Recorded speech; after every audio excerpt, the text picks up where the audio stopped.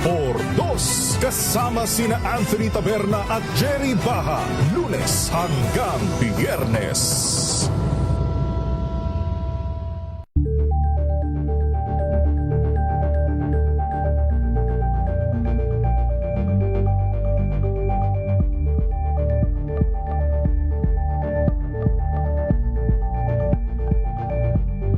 Alamin ang mga maiinit na isyung pambayan, mga balitang kailangan mong malaman, usapin sa pamahalaan, politika, ekonomiya at kabuhayan. Ito ang mga dapat mong malaman, pakialaman at pag-uusapan dahil kayo ang tinig ng mamamayan dito sa Damdaming Bayan. Live sa DZRH Radio, DZRH TV at DZRH Digital. Kasama sina Lakay, Deo Macalma at Elaine Apit. Araw-araw, Lunes hanggang Biyernes. Damdaming Bayan.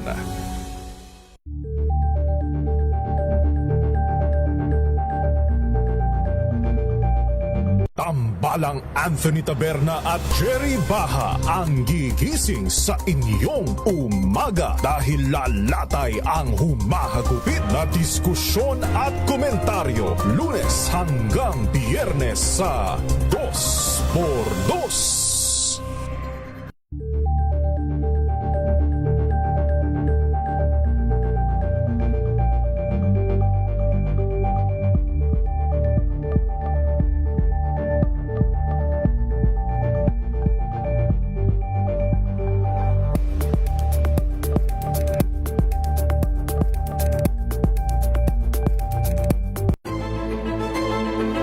Pakikinggan ang bawat panig. When you fight for justice, think about the queer people. Kung hindi kami magkukwento, sino ang magkukwento para sa amin? Ang mga panawagan, ipababatid. Hindi talaga ito masusing pinag-aralan ng gobyerno. The women who are beaten and abused. It's time to listen to their voices. Tunghayan ang iba't ibang boses, mga kwento mula sa iba't ibang anggulo. Dito lang sa Point of View. Mapapanood tuwing linggo, alas 12 ng tanghali sa DZRH TV.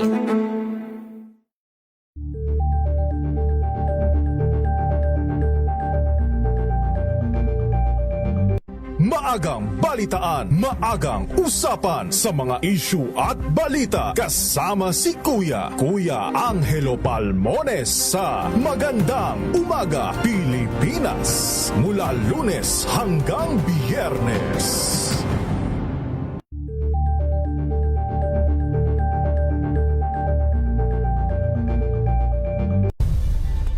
Nagsimula sa pangarap hanggang sa maabot ang tagumpay. Iba't ibang kwento, iba't ibang mukha ng atletang Pilipino. Mas pinatindi, mas pinalakas, at mas pinaaksyon sa Match Point tuwing Sabado, 12:30 ng tanghali sa DZRH TV.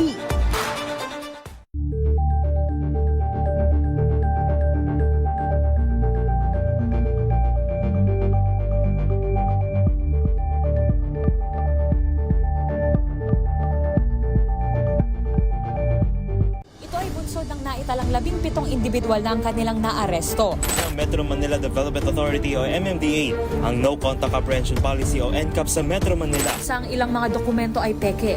Hindi rin legal ang employment na ipinangako sa kanila. Sa mata ng batas, mananagot ang sangkot at may sala. Dahil sa bawat paglabag, may karampatang parusa. Alamin ang mga pananagutan sa likod ng mga bawal. Dito sa Hoy! Bawal Yan, tuwing Sabado, alas 11:30 ng umaga. Dito lang sa DZRH TV. Sa buong Pilipinas, 6 na minuto makalipas ang alas 5 ng hapon. Ang 13th PMAP Makatao Awards for Media Excellence Best AM Radio News Program. Kasama sina Kyle Bulyas at Yuel Reyes. DZRH Boom Balita. Boom Balita. Nagbabagang mga balita at sumasabog na mga ekspose.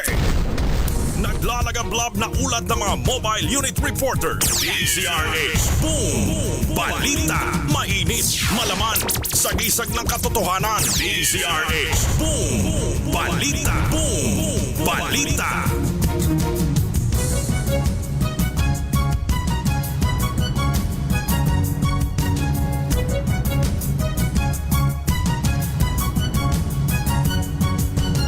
Magandang hapon Luzon, Visayas at Mindanao. Welcome ho sa programang DZRH Boom Balita sa pangalan ho ni Yuel Reyes. Ako ho ang inyong makakasama sa isang oras na balitaan. Sa ulo ho ng ating mga balita. SUV na pinagsakyan na bangkay ng Lady Cup at anak nito natagpuan na sa Pampanga. 3 suspect sa krimen na aresto na. Mga nasawi sa paglubog ng MV Tricia Christine 3 sa Basilan, 35 na ayon sa Philippine Coast Guard. Kampo ni VP Sara handang harapin ang panibagong impeachment complaint laban sa kanya.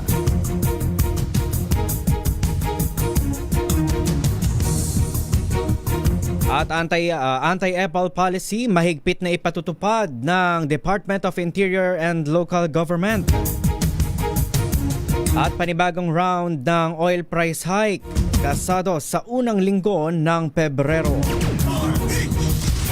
Yan ho ang ulo ng mga balita ngayong araw ng Sabado, huling araw ng Sabado ngayong buwan ng Enero, January 31, 2026. Sa ulo ng ating mga balita.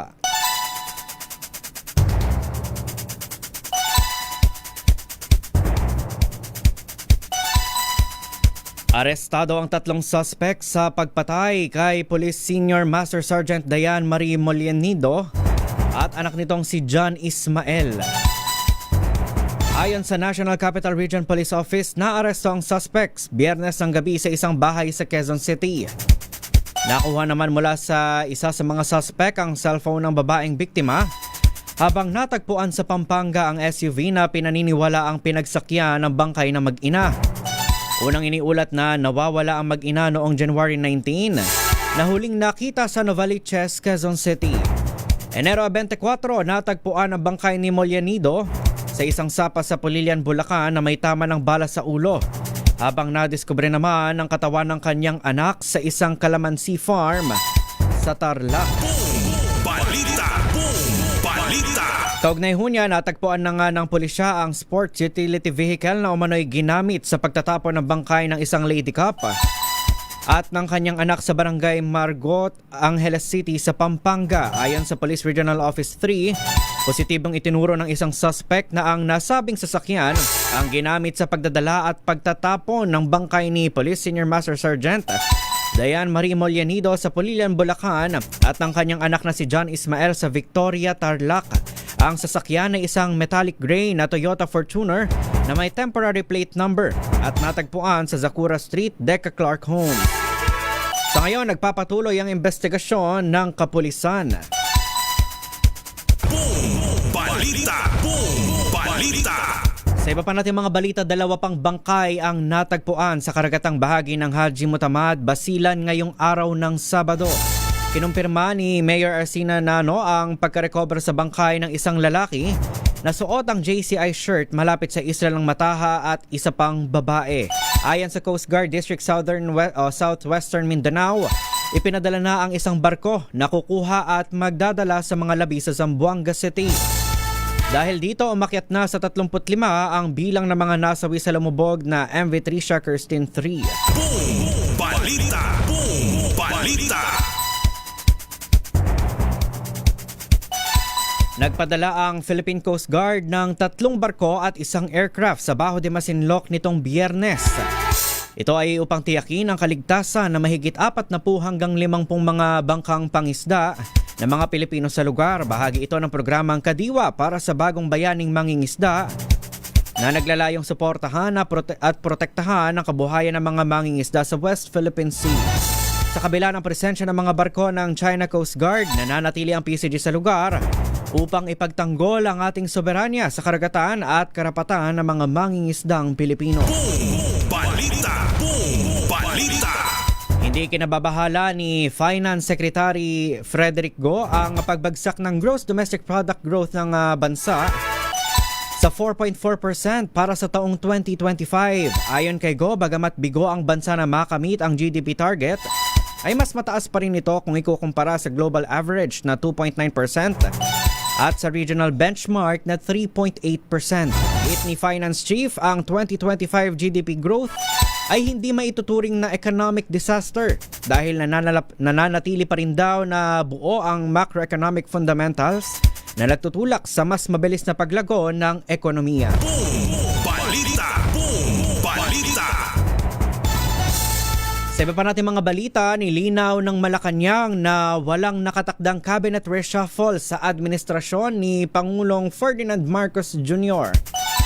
Ayon kay Presidential Communications Undersecretary Claire Castro, wala umanong rigodon sa ngayon. Gayunman, sinabi niyang sinusuri ng Pangulo ang sitwasyon ng DNR Secretary na si Rafael Lotilla matapos itong mabypass ng Commission on Appointments sa ikatlong pagkakataon na karaniwang nangangahulugang hindi na maaaring manatili sa pwesto.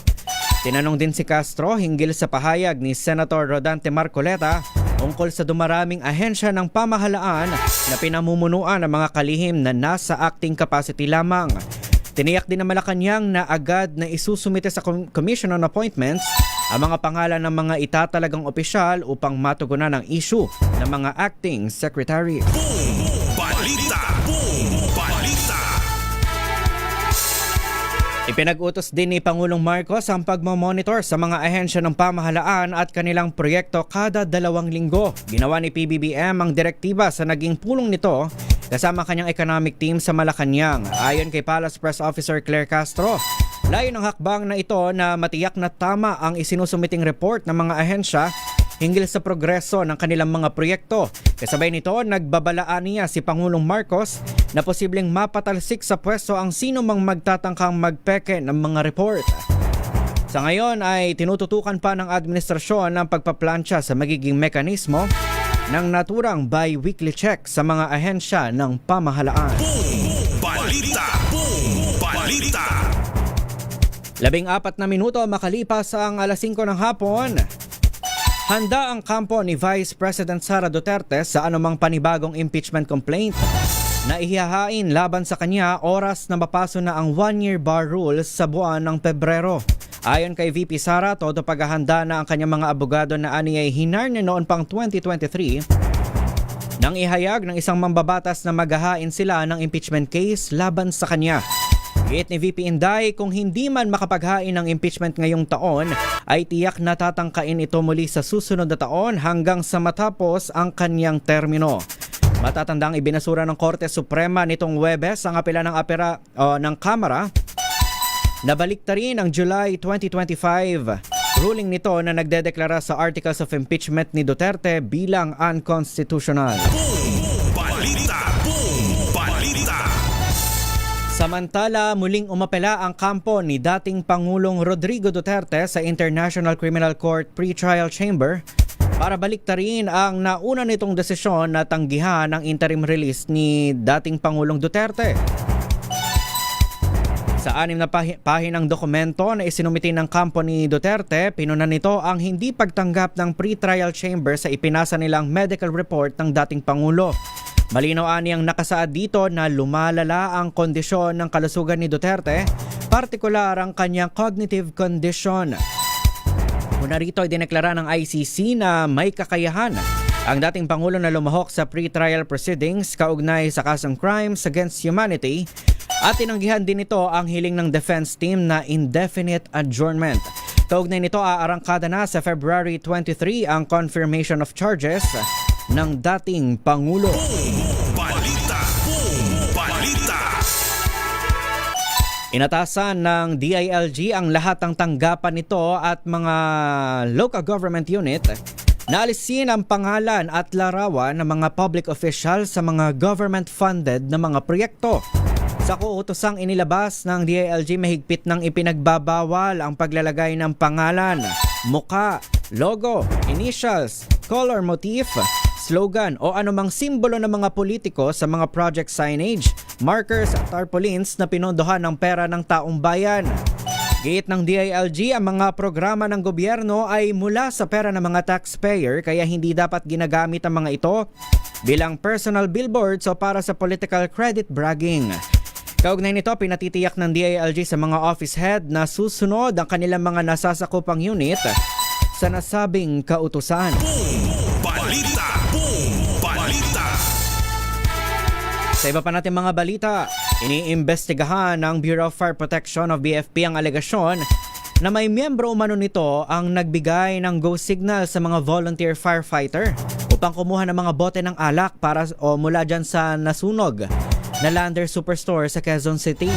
Ayon kay BFP spokesperson Superintendent Anthony Arroyo, palalawakin ang investigasyon sa insidente ng umano'y pagnanakaw upang isama ang mga tauhan mismo ng BFP.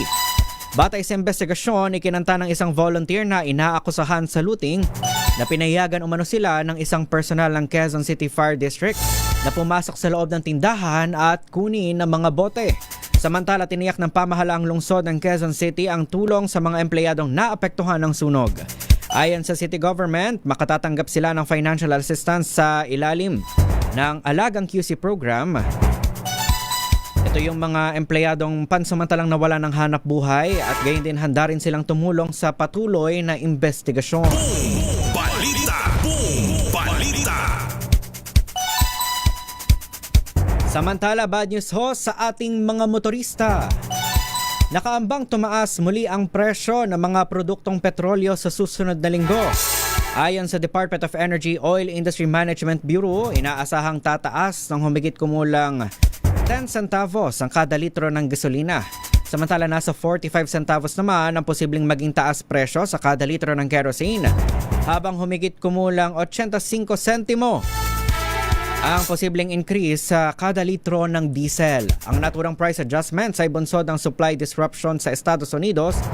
Dulot yan ng masamang kalagayan ng panahon na nakaapekto sa produksyon ng hanggang 2 million na mga bariles kada araw. Boom Balita. Boom Balita. Abiso pa rin ho sa ating mga motorista. Asahan na ang mas matinding trapiko sa EDSA at bahagi ng North Avenue sa Quezon City dahil yan sa MRT7 project. Inanunsyo ng MMDA na isasara ang bahagi ng North Avenue patungong West Avenue dahil sa itatayong turnback steel box girder mula yan Pebrero.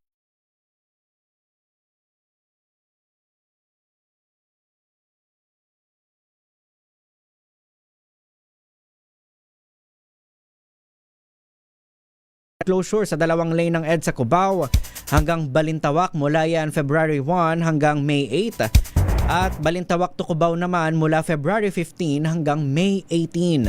Sabi pa ni MMDA Chairman Don Artes, malaki ang epekto nito sa traffic dahil maaapektuhan ang EDSA carousel station sa lugar. Paalala naman ng MMDA sa mga kontraktor, bawal lumampas sa schedule ang pagsasara ng mga kalsada dahil maaari itong humantong sa kaukulang parusa sa panig niya ng mga kontraktor. Boom Balita. Boom Balita. Ipinag-utos na ni DPWH Secretary Vince Dizon ang agad ang pagbibigay ng full funding sa construction ng nakatenggang Santo Cristo flyover sa Pampanga. Matapos ang ininspeksyon ng kalihim, napag-alamang halos 3 taon nang ginagawa ang 1 kilometro ng flyover na sinimulan pa noong 2023. Ayon kay Dizon, kayang matapos ito ng 1.5 taon lang kung hindi dahil sa paunti-unting paglalabas ng pondo. Kaya naman, buo nang ibibigay ang pondo para matapos na ang proyekto sa Hunyo sa susunod na taon para maging alternatibong ruta at maibsan ng trapiko sa MacArthur Highway dyan ho sa Angeles City, Pampanga. Balita. Boom Balita. Nag-improve na ang supply ng kuryente sa buong bansa noong December 2025. Ayon yan sa Independent Electricity Market Operator of the Philippines. Ngunit nagdulot naman ito ng mas mataas sa presyo ng kuryente sa Visayas at Mindanao. Ayon sa IMAP, bumaba ang supply margin sa Visayas at Mindanao dahil sa mga planado at biglaang shutdown ng mga power plant Gayon din sa mga limitasyon sa transmission line sa dahilan para hindi makakuha ng mas murang kuryente mula sa Luzon. Samantala bumaba naman ang average market price ng kuryente sa Luzon sa 2.98 pesos kada kilowatt hour. Sinabi ng IMAP na karaniwang umaasa ang Visayas sa supply mula sa Luzon sa pamamagitan ng Leyte-Luzon interconnection, ngunit naaapektuhan ito ng kasalukuyang mga limitasyon. Boom Balita! Boom Balita! Alas 5:22 na ho ng hapon, kritikal ang isang Pinay matapos pagsasaksakin ng 63 beses ng kanyang Amerikanong mister sa kanilang bahay sa barangay Pinakuan, Valle Hermoso, Negros Oriental. O sa Pinukawan, Valle Hermoso, Negros Oriental, lumalabas sa investigasyon na kagagaling lang ng suspect sa Dumaguete City na magkaroon sila ng matinding pagtatalo ng kanyang misis na nauwi sa pisikal na pananakit hanggang sa pagsasaksakin niya ang biktima. Bukod sa pananaksak, binasag pa ng dayuhan ang bintanang jealousy ng kanilang bahay at ginamit ito upang magdulot ng karagdagang sugat sa katawan ng biktima. Rumesponde naman ang mga pulis sa report ng mga kapitbahay at kaanak ng biktima at sapilitang silang pumasok sa silid kung saan natagpuan ang ginang na wala ng malay at duguan. Sumuko naman ang suspect habang patuloy ang investigasyon sa naturang insidente. Boom Balita! Boom Balita! Arestado naman ang pulis at 7 nitong kasamahan dahil sa umano'y carnapping, grave threats at grave coercion dyan ho sa Santa Cruz sa lungsod ng Maynila. Kinilala ang pangunahing suspect na si Police Staff Sergeant Patrick Ryan Gargalio, miyembro ng Philippine National Police at nakadetail sa MPD Forensic Unit. Batay sa investigasyon, ang biktimang Lalamove driver na si Crisanto San Juan ay nabook para mag-deliver gamit ang kanyang aluminum closed van noong January 30 ng 1:40 ng madaling araw. Pero pagdating sa Laguna Street, kanto ng Oroquetas, 2 sasakyan ang lumapit sa kanya. Saka pinasok ng humigit kumulang 20 kalalakihan ng kanyang van. Tinutukan siya ng baril ng 2 suspect na nagpakilalang pulis bago siya inutusang pumunta ng Imus, Cavite. Ginamit umano ang van sa pagkuha ng copper cables.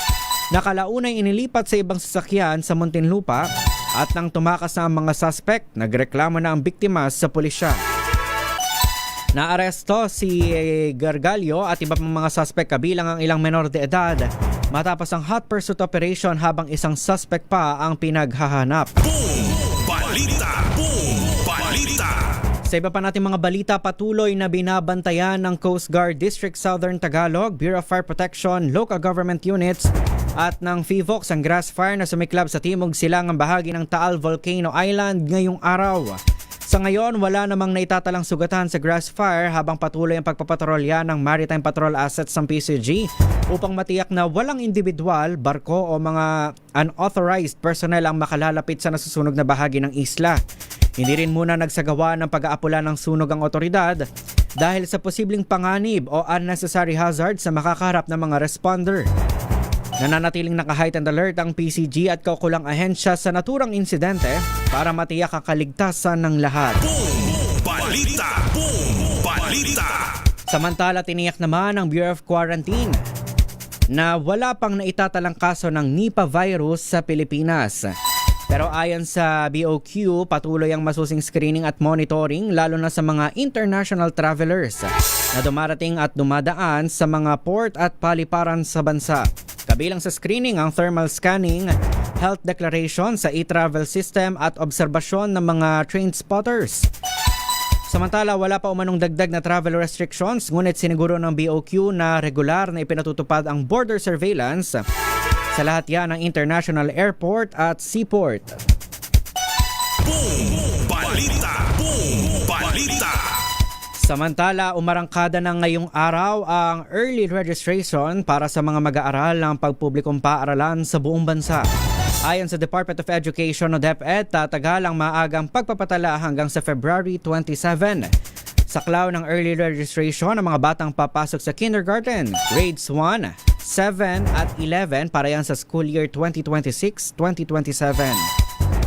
Maaring ipatala ng mga magulang o guardian ang kanilang anak sa pamamagitan ng Basic Education Early Registration Form Na in-update pa noong January 15, maaring humingi ng kopya ng form sa alinmang pampublikong paaralan at libre ho ang pagpapatala. Bagamat hindi obligado, hinihikayat din ng DepEd ang mga pribadong paaralan na magsagawa ng early registration. Balita! Boom! Balita! Yan na ho ang kabuuan ng ating balitaan dito sa DZRH Boom Balita. Sa atin hong pagbabalik, mga malalaking balita sa nagdaang linggo, atin hong babalikan. Dito lang yan sa DZRH Boom Balita Rewind. Ilan po munang mga paalala, Pilipinas ang ating oras, alas 5:27 ng hapon.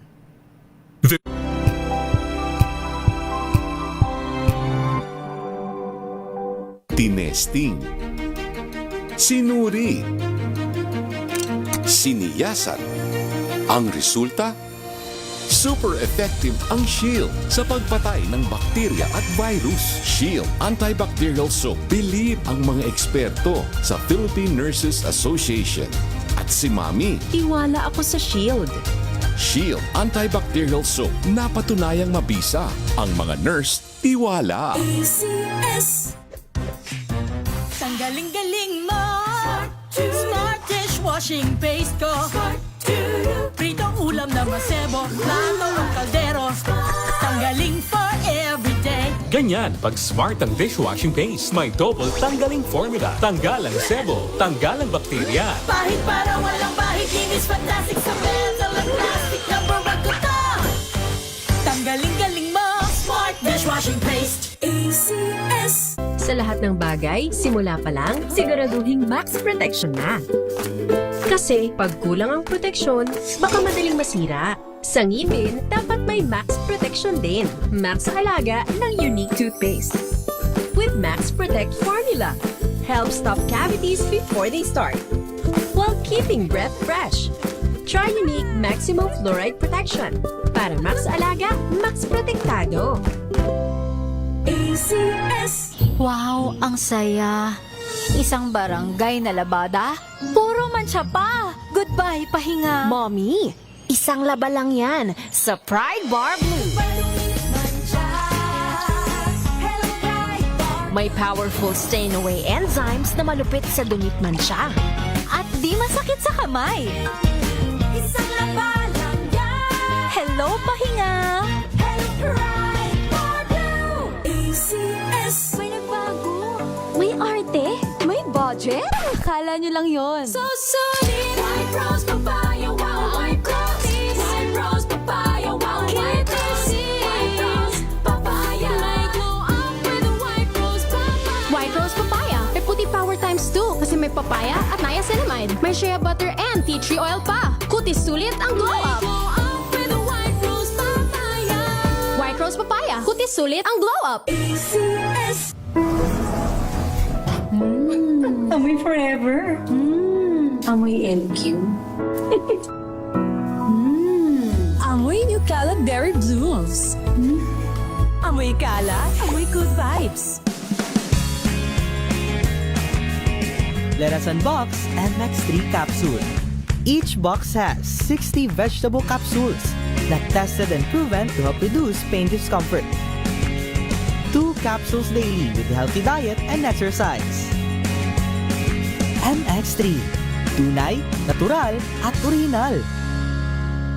Mahalagang paalala, ang MX3 capsule ay hindi gamot at hindi dapat gamiting panggamot sa anumang uri ng sakit. Amoy forever. Amoy LQ. Amoy New Kalat Berry Blooms.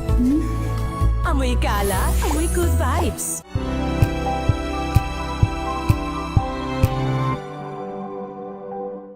We've got you covered. From the hottest hits, exclusive interviews, kilig to the bones fan meet experience, and hataw performances of your favorite stars. Saturdays, 12 noon, dito lang sa DZRH TV.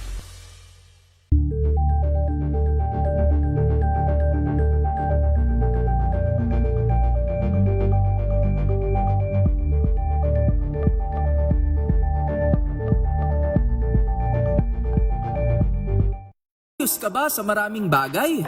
Kami na ang bahala dyan. Aalamin, tutuklasin at bibigyang linaw namin ang mga katanungang bumabagabag sa inyong isipan. Sa programa kung saan ang bawat sagot ay galing lang. Team Up Makatao Awards for Media Excellence Best AM Radio News Program. Kasama sina Kyle Bulyas at Yuel Reyes. DZRH Boom Balita. Boom Balita. Alas 5:32 na ho ng hapon, bago lamang ho sa ating DZRH Boom Balita Rewind. Makibalita muna tayo dyan sa labas ng ating himpilan sapagkat yung Rotary Club of San Mateo Highlands pinasinayaan ngayong araw ang pagbibigay ng septic tank at comfort room para sa mga mag-aaral ng Balagbag Elementary School. Alamin nga natin ang detalye sa report ni Iza Gabriel. Iza. Kasabay ng pagsasagawa ng early registration kick-off para sa mga mag-aaral ng Balagbag Elementary School ngayong araw, ay isinagawa rin sa pangunguna ng Rotary Club of San Mateo Highlands kasama ang DZRH Operation Tulong sa turnover ng kanilang newly renovated comfort room at septic tank.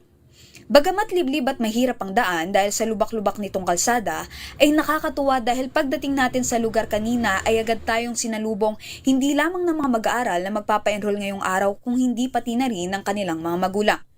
Malaking tulong kung ituring ng kanilang punong guro na si Ginang Avelina D. Gulak ang naturang proyekto dahil aniya, mahirap talaga ang palikuran at tubig sa lugar. Sa katunayan, dinidiskartehan na lamang din nila ang kanilang tubig minsan sa pamamagitan ng pagbili ng mineral water dahil dumarating talaga sa pagkakataong halos walang tubig sa kanilang lugar.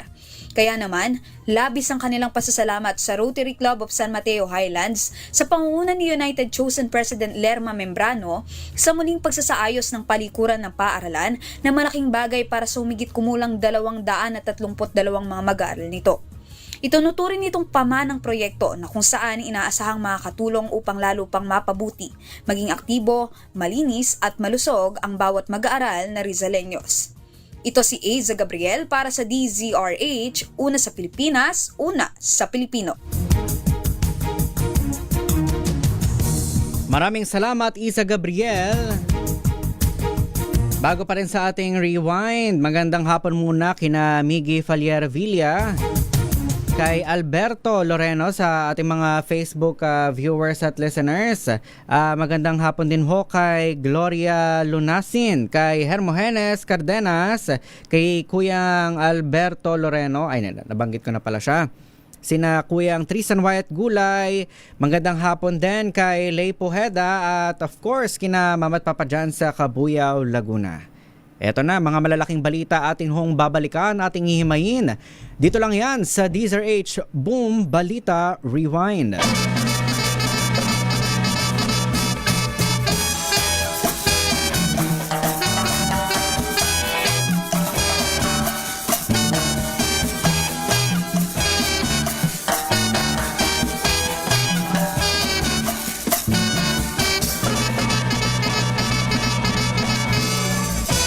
Simulan natin sa Top 5 Story of the Week.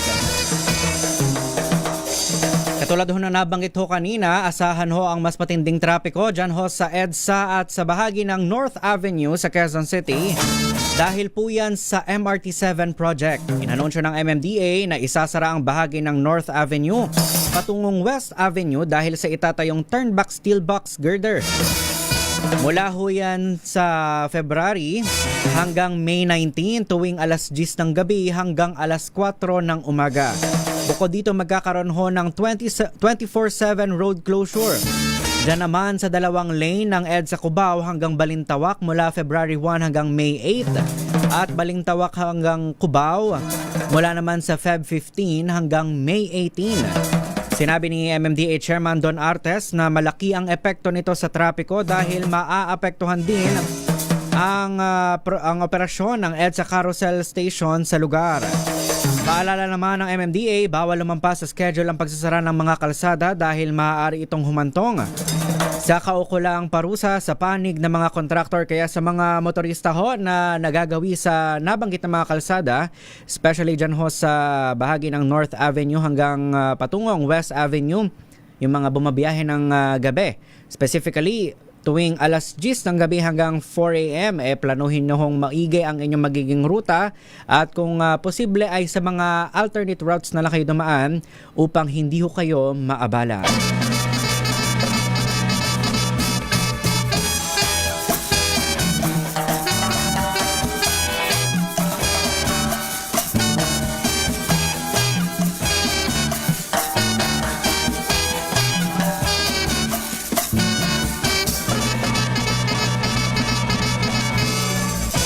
Para naman sa ating top 4 story of the week ay hawak na ho ng kapulisan ang 3 suspect sa pagpaslang kay Police Senior Master Sergeant Dayan Marie Molianido at sa kanyang 8 anyos na anak. Ayon sa NCRPO, nahuli ang mga suspect sa ikinasang operasyon sa isang bahay dyan ho sa Quezon City. Na-recover sa mga suspect ang cellphone ni Molianido habang natagpuan naman sa Pampanga ang SUV na pinaniniwala ang pinagsakyan ng bangkay ng mag-ina. Sa ngayon, hindi pa inilalabas sa mga otoridad ang pagkakakilanlan ng mga suspect. January 19 ang mapaulat na nawawala ang mag-ina kung saan huli silang nakita sa Novaliches, Quezon City.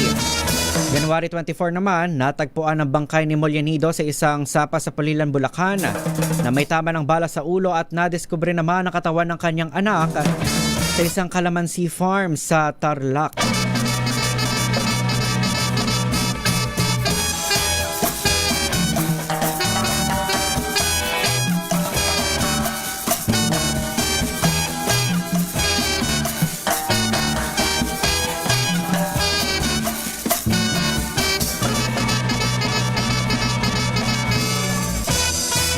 Para naman sa ating top 3 story of the week, maswerteng nakaligtas ang alkalde ng Sharif Agwak, Maguindanao del Sur matapos tambangan ng mga armadong lalaki. Pauwi mula sa pamilihan sakay ng isang bulletproof na Toyota Land Cruiser si Mayor Dato Ahmad Mitra Ampatuan nang paputukan sila ng isang RPG.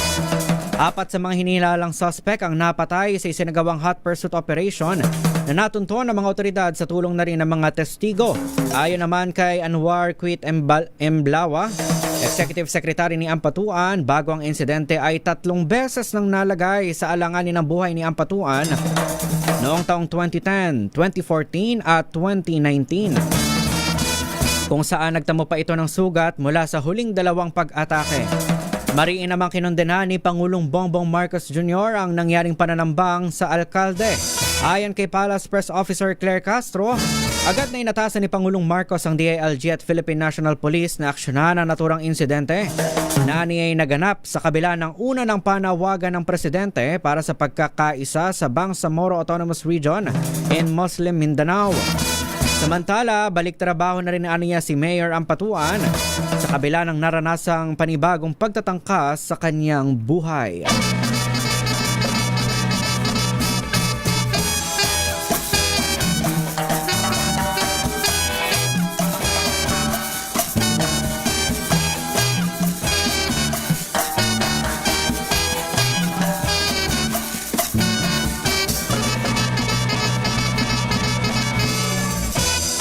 Para naman sa ating top 2 story of the week, yan ho ay sa ating pagbabalik. Oras ho natin, alas 5:40 ng hapon.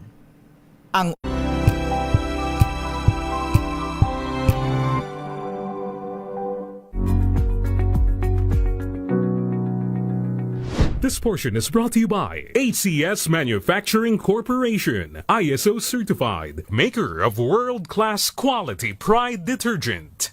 Itinuturing na pundasyon ng bawat kumpanya ang bawat manggagawa na nagpapatakbo dito. Kaya naman hindi maitatanggi, nakakambal ng isang maganda at dekalidad na serbisyo ang pangangalaga sa kapakanan ng mga empleyado. At sa usaping ito, malaki ang gampani na iniatang sa Human Resources Department. You have to know what the employees need in order for them to really keep on, doing the job, love the job, and enjoy the job that they do. Ngunit taliwas sa nakagisnang paniniwala, lumabas sa organizational scan na isinagawa ng HR Department ng MBC Media Group noong 2024 sa pangunguna ni Ms. Ellen Fulido, Vice President for Human Resources and Admin Services, na hindi pera o mataas na sahod ang pangunahing dahilan kung bakit nananatili ang empleyado sa kanilang kumpanya. They tend to associate happiness at work with salaries. But let me tell you guys, salaries are supposed to be given to you. You receive your salaries every 15th or 30th because it's a reward for doing the job right. Lumalabas anya na mas matimbang para sa isang manggagawa ang makaramdam ng sense of belongingness, higit sa mataas na sahod. And what we found out, whatever notion about resignations being salary-based, actually that survey belied the notion. Of the more than 50%, actually 60% yata yung respondents nun, are in the average tenure of 5 to 10 years. So, mga 5 to 10 years. And they said they remained in the organization because they feel like they are a family to this organization. Yung feeling that they are being taken care of by the company. Gate pa ni Folido, maikakabit ang positibong resulta ng internal company scan sa mga maliliit ngunit mahalagang inisyatiba ng HR department tulad na lang ng learning and recreational activities para maramdaman ng mga empleyado na pinangangalagaan sila ng kumpanya. Gayun din ang kanilang mga personal na interes. This portion is brought to you by ACS Manufacturing Corporation, ISO certified, maker of world-class quality Pride detergent. Hello, Washi! Laundry day na naman! Yay! Anong meron? Mancha ng chocolate, putik, may libag pa! Kaya natin yan! With Pride Washing Machine Detergent, may triple stain-away formula. Tanggal ang makapit, madikit, at malupit na dumit mancha. Kaya easy-easy ang labada. Mula noon hanggang ngayon! All you need is Pride! All you need is Pride! ACS!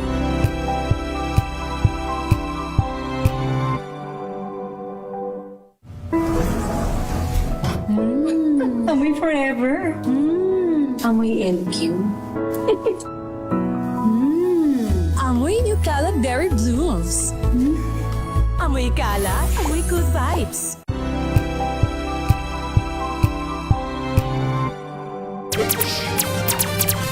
Number 1 na naman ho ang DZRH. Muling nanguna ang DZRH na AM radio station sa Mega Manila. Batay ho yan sa pinakahuling survey ng Kantar Media sa fourth quarter ng 2025. Maraming salamat ho sa inyong patuloy na pakikinig at pagtitiwala sa kauna-unang himpilan ng radyo sa Pilipinas, ang DZRH. 5:44 ho ng hapon. RH number.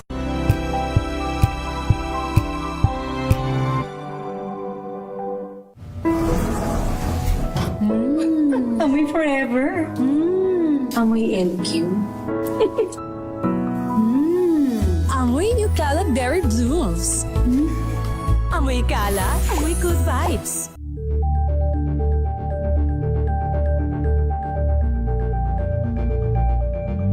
Maulan man, no worries na amoy kulong ang damit. Charm Fabcon, bangong pumakabloom, tanggal amoy kulong sa bango ng charm.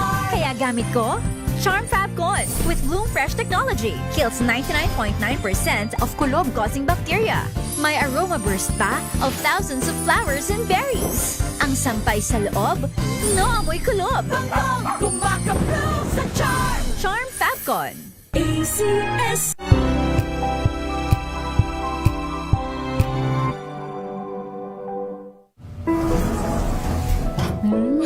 Amoy forever. Amoy LQ. Amoy New Cala Berry Blooms. Amoy Cala, amoy good vibes.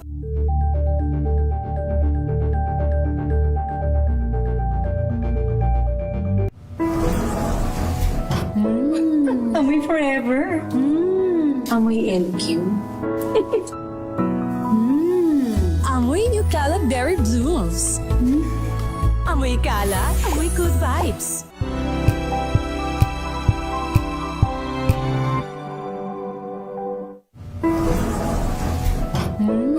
Amoy forever. Amoy LQ. Amoy New Cala Berry Blooms. Amoy Cala, amoy good vibes.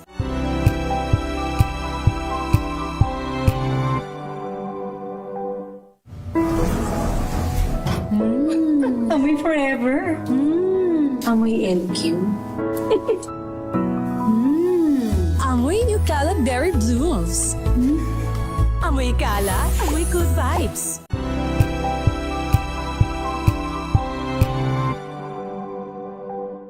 Alamin ang mga maiinit na isyung pambayan, mga balitang kailangan mong malaman, usapin sa pamahalaan, politika, ekonomiya at kabuhayan. Ito ang mga dapat mong malaman, pakialaman at pag-uusapan dahil kayo ang tinig ng mamamayan dito sa...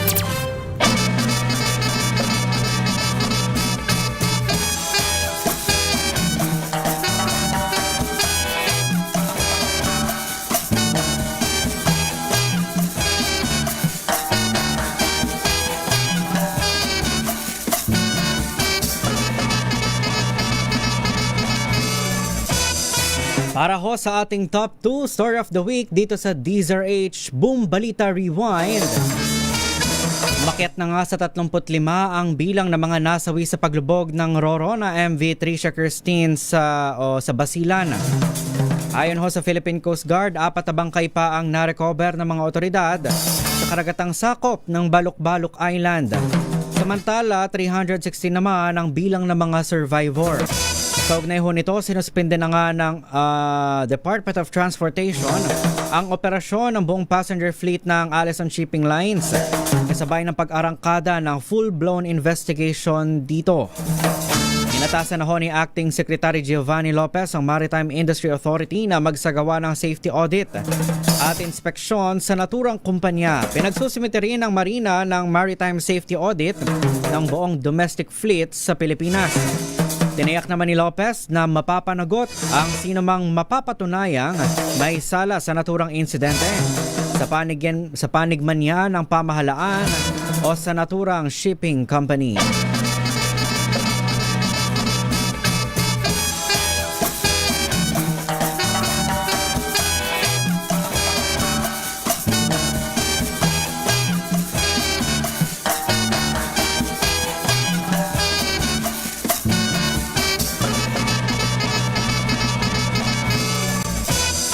At para naman sa ating top 1 story of the week, nararapat lang umanong maimbestigahan ng National Bureau of Investigation ang pagkalat ng maling impormasyon hinggil sa kalagayan ng kalusugan ni Pangulong Bongbong Marcos.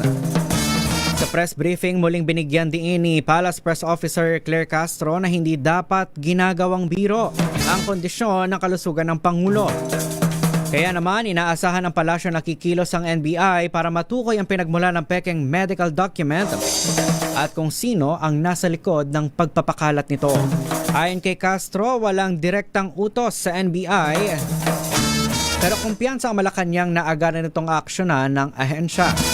Una nang pinabulaanan ng Presidential Communications Office ang kumakalat na medical report at iginiit na maayos ang kalagayan ng Pangulo at may kakayahan pang gawin ng kanyang trabaho. Sa hiwalay pang statement, sinabi naman ng pamunuan ng St. Luke's Medical Center na fake at falsified ang mga naturang dokumento.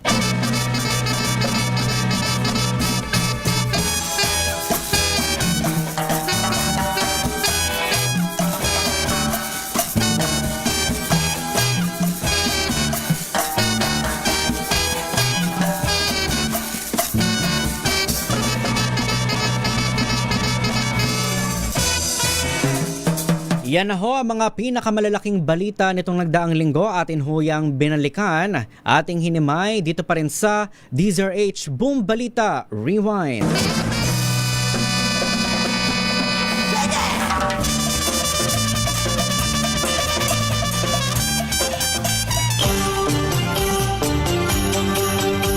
Narito ang mga sari-sari at mga halo-halong balita.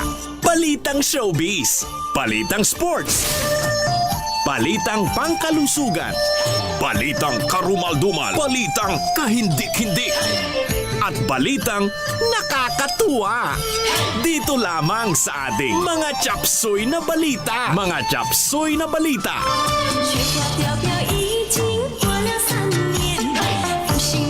Sa atin hong balitang sports, nasungkit ang tambalang Yudis Chong at Anshuo Liang ang kauna-unahang championship title ng doubles para yan sa Philippine Women's Open. Pinataob nila ang number 1 seed na tambalang Kin Gleason at Sabrina Santa Maria ng bansang Amerika.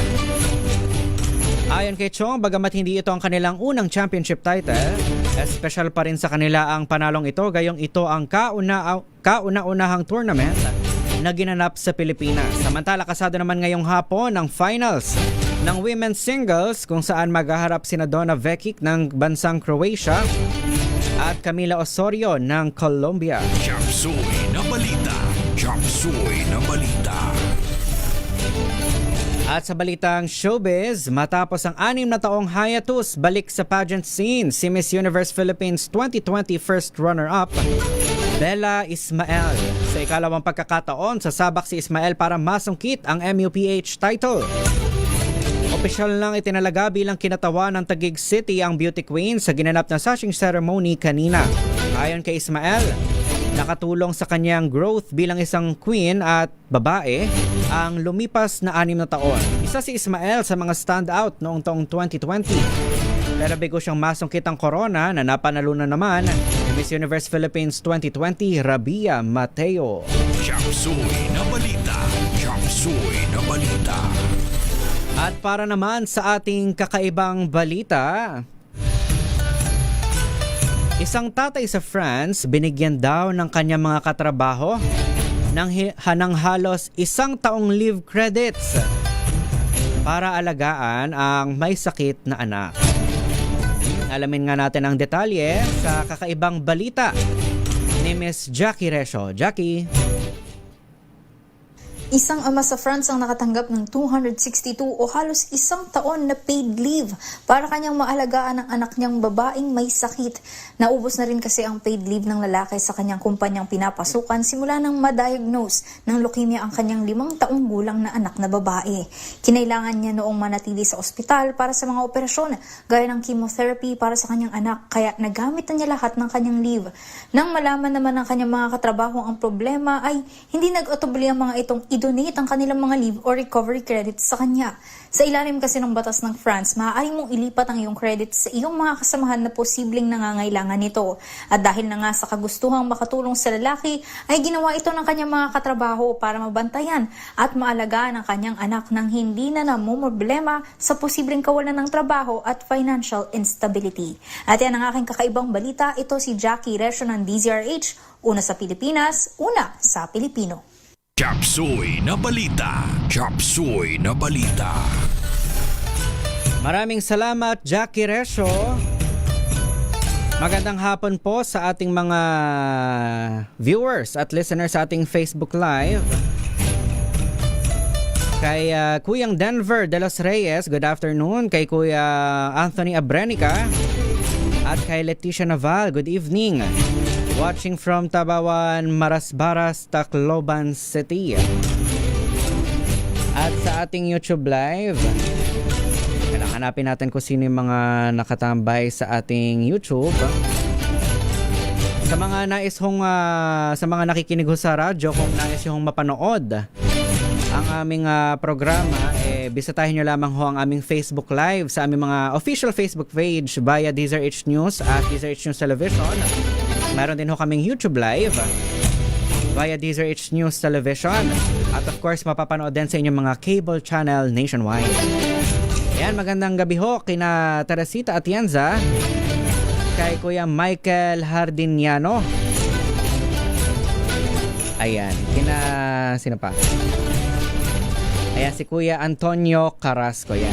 Thank you ho sa inyong pakikinig at dahil sa inyong suporta, number 1 na naman ang DZRH. Base ho yan sa latest survey ng Kantar para ho sa huling quarter ng 2025. Kaya naman, balikan ho natin ang ating mga headlines dito sa DZRH Boom Balita. SUV na pinagsakyan ng bangkay ng Lady Cup at anak nito natagpuan na sa Pampanga. 3 suspect sa krimen nahuli na ng kapulisan. Mga nasawi sa paglubog ng MV Tricia Kirsten 3 sa Basilan, umakyat pa sa 35. Kampo ni Vice President Sara Duterte handang harapin ang panibagong impeachment complaint laban sa kanya. Anti-Apple policy mahigpit na ipatutupad ng Department of Interior and Local Government.